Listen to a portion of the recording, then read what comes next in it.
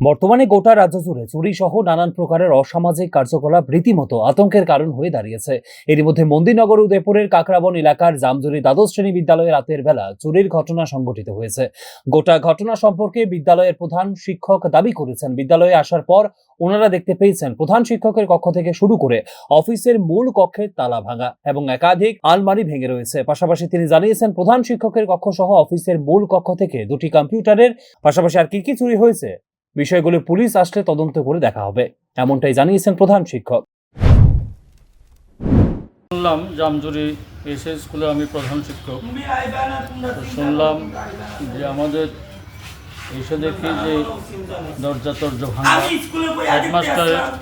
হেডমাস্টারের রুমের দরজা ভাঙা এবং আমাদের অফিস রুমের দরজা ভাঙা।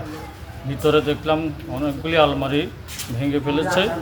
আর আপাতত যেটা দেখেছে যে একটা সিপিইউ অফিস রুম থেকে নিয়েছে এবং হেডমাস্টারের রুম থেকে নিয়েছে। আরও আলমারিগুলো ভাঙা, এখনও আমরা এগুলি ধরিনি। পুলিশকে আমরা খবর দিয়েছি, ওনারা আসবেন, আসার পর দেখা যাবে যে কি কি নেওয়া গেছে।